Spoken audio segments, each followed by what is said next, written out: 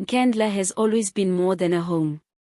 It has been a fortress, a battlefield, and a symbol of Jacob Zuma's political might. For years, its name alone carried the weight of scandal, power, and unwavering loyalty from Zuma's supporters. But today, Nkandla looks different, forgotten, almost abandoned, its glow of political dominance fading into the background. The man raising questions about this transformation is Floyd Shivambu, who has revealed hidden truths about why Nkandla looks the way it does, and what it means for Zuma's legacy. Shivambu's words strike at the heart of South Africa's political imagination. He suggests that Nkandla's fading appearance is not a simple matter of neglect, but rather the result of political and financial shifts.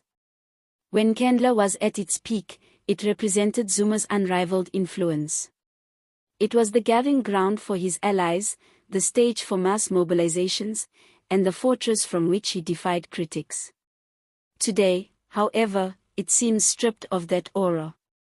According to Shivambu, this is no coincidence, it is the reflection of Zuma's changing fortunes. The first layer of Shivambu's revelation is financial. Maintaining Nkandla, with its sprawling compound and controversial upgrades, is not cheap. Once bankrolled by political power and the networks Zuma commanded, the estate now stands as a costly reminder of battles fought and lost. Shivambu hints that the state's retreat and Zuma's diminished access to resources have left the compound to fall into disrepair.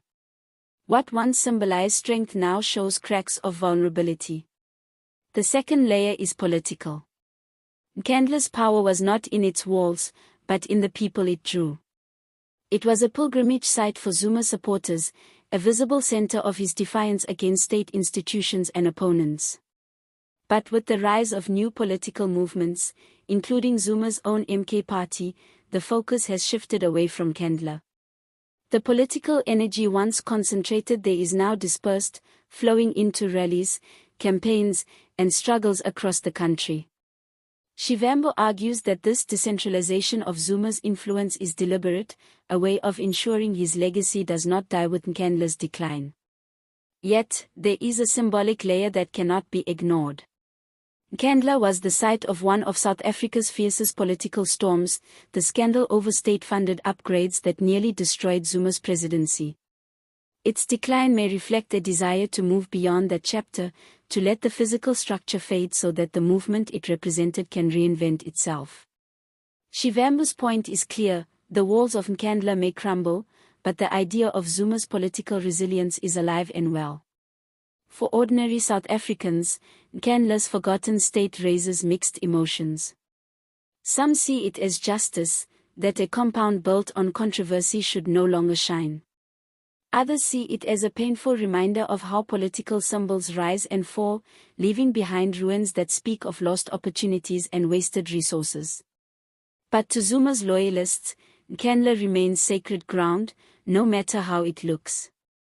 The image of their leader standing firm against powerful enemies on its steps is not easily erased. What does this mean for the future? Shivambu's revelations suggest that Nkandla's decline should not be mistaken for Zuma's disappearance. If anything, it marks a transition from physical dominance to political strategy. Zuma's strength now lies less in the bricks of Nkandla and more in the mobilization of his new movement, the MK party, which continues to challenge the ANC and reshape the political landscape. Nkandla may look forgotten, but is far from irrelevant.